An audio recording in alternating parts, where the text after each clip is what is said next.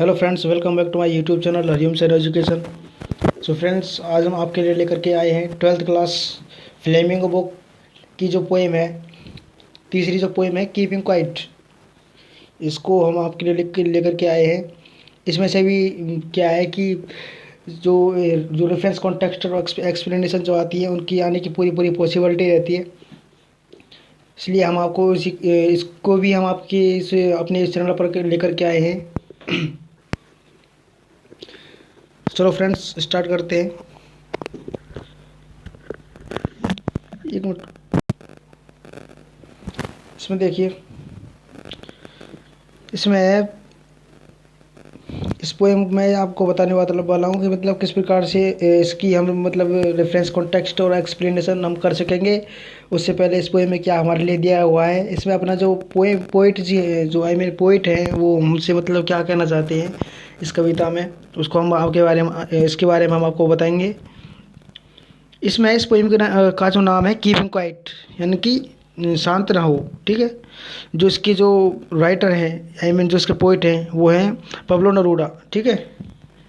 और इसमें जो पोइट है वो हमको मतलब ये एक संकेत देना चाहता है अपनी इस पोएम के माध्यम से। वो हमें ये संकेत देना चाहते हैं कि ज़िंदगी में यानी कि शांति भी बहुत मतलब इम्पोर्टेंट थिंग है एक। ठीक है। मतलब मैं आपको बताऊंगा इस पोएम के माध्यम से कि पोएट इस पोएम के माध्यम से हमें क्या संदेश देना चाहता है। तो चलो स्टार्ट करते हैं। Now we will count to 12 and we will all keep still. ठीक है। अब हम 12 तक गिनेंगे और बिल्कुल सब शांत रहेंगे। ठीक है। नाउ माने अभी, वी विल रहेंगे, count to 12 and we will all keep still. ठीक है। अभी हम 12 तक गिनेंगे और बिल्कुल शांत रहेंगे। For once on the face of the earth, let's not speak in any language. Let's stop for a second and not move our arms so much. ठीक है। For once, एक बार के लिए, on the face of the earth, इस पृथ्वी पर, let's not speak in any language, हम किसी भी भाषा में बात नहीं करेंगे। Let's stop for a second, एक और कुछ क्षण के लिए हम रुकेंगे, and not move our arms so much. ठीक है। और हम अपनी जो बाहें हैं, भुजाएं हैं, उनको भी गतिहीन रखेंगे, यानी कि उनको भी नहीं हिलाएंगे। ठीक है। It would be an exotic moment, ये एक क्या है कि ये एक विलक्षण क्षण होगा। ठीक है। It would be an exotic moment, exotic यानी होता है विलक्षण। ठीक है। और मोमेंट वन होता है क्षण, यानी कि ये एक बहुत ही विलक्षण क्षण होगा। Without trust, without engines, we would all be together in a sudden strangeness. ठीक है। यानी कि ये एक विलक्षण क्षण होगा।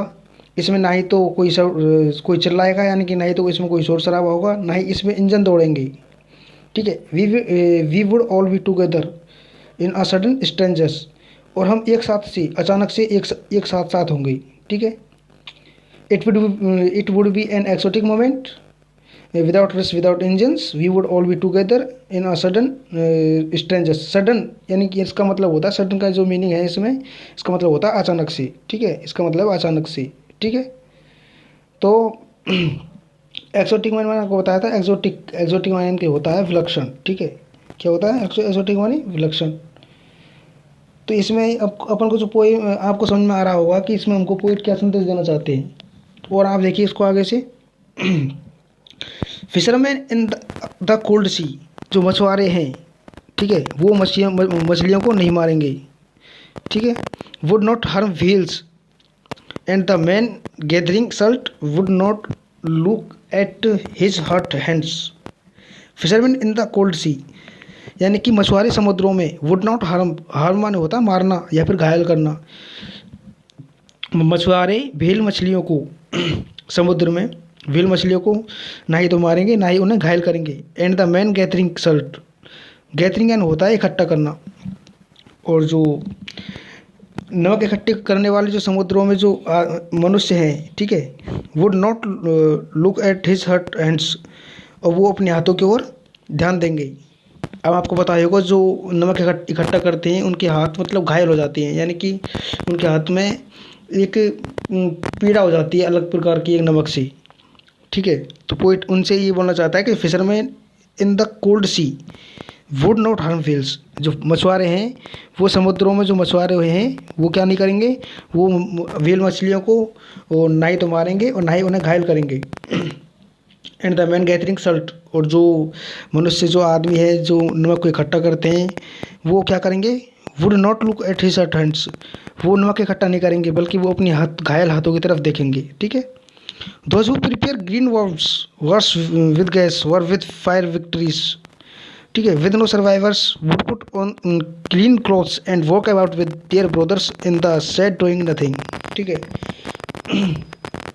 दोज यानी होता है जो, वो माने कौन, प्रिपेयर ग्रीन वर्म्स यानी कि जो हारे हुए युद्ध की जो तैयारी कर रहे हैं। ठीक है। हारे हुए जो युद्ध की तैयारी कर रहे हैं, और जो युद्ध wars with gas wars with fire, और जो युद्ध है वो गैस से और मतलब हथियारों से जो आग से जो युद्ध लड़ा जाता है। ठीक है। जिसको जीतने की तैयारी की जा रही है। ठीक है। उसमें क्या होता है कि विक्ट्रीज विद नो सर्वाइवर्स। ठीक है। यानी कि कवि कह रहा है इसमें जो हारे हुए युद्ध की जो तैयारी कर रहे हैं। ठीक है। और जैसे कि वो युद्ध किस प्रकार का होता है, यानी कि वो आग से और मतलब बहुत ही भयानक तरीके से वो युद्ध होता है। हारे हुए युद्ध पर विजय पाने के लिए जो तैयारी कर रहे हैं। ठीक है। वो क्या करेंगे, वो कहेंगे कि would put on clean clothes, इनके वो साफ सुथरे कपड़े पहनेंगे, and walk about with their brothers in the shade doing nothing, और वो अपने भाई बंधुओं के साथ में छाया में घूमेंगे टहलेंगे और वो कुछ नहीं करेंगे। ठीक है। What I want should not be confused with total inactivity। मैं इसके माध्यम से क्या कहना चाहता हूँ। ठीक है। इस पर कंफ्यूज होने की कोई ज़रूरत नहीं है। Life is what is it is about. If we were not so single minded about keeping our lifes moving and for once could do nothing, perhaps a hug silence might interrupt this sadness of our understanding ourselves and of treating ourselves with death. Now I'll count up to 12 and you keep quiet and I will go। ठीक है। इसमें क्या भी, तो इसमें क्या था What I want should not be confused with total inactivity. Life is what it is about. I want not truck with death। ठीक है। मैं जो चाहता हूँ उसे गलती से पूर्ण निष्क्रियता न समझ ले जावे। जीवन का जो उद्देश्य है वह तो है ही, मुझे मृत्यु से कोई लेना देना नहीं है। ठीक है। यानी कि what I want to should not be confuse with total inactivity. मैं जो चाहता हूँ उसे गलती से पूर्ण निष्क्रियता ना समझ लिया जावे। जीवन का जो उद्देश्य है वह तो है ही, मुझे तो मृत्यु से कोई लेना देना नहीं है। और इसमें क्या था, life is what it is about. If we were not so single minded about keeping our lives moving and for once could do nothing, perhaps I hug silence might interrupt the sadness of never understanding ourselves and of threatening ourselves with death। Now I will count up to 12 and you keep quiet and I will go। अब जीवन को चलाने का एकमात्र लक्ष्य नहीं रहा होता और हम एक बार कुछ न करके देखते। ठीक है। If we were not so single minded about keeping our lives moving, अगर जीवन को चलाने का एकमात्र उद्देश्य लक्ष्य न रहा होता और हम एक बार कुछ न करके देखते, तो शायद एक विशाल शांति उस उदासी को भंग कर देती जो अपने आप को कुछ न समझने तथा अपने आप को मृत्यु से खतरे में डालने के कारण पैदा होती है। ठीक है।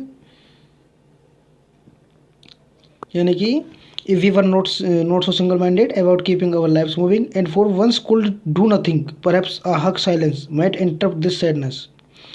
उसके बाद है of never understanding ourselves and our threatening ourselves with death.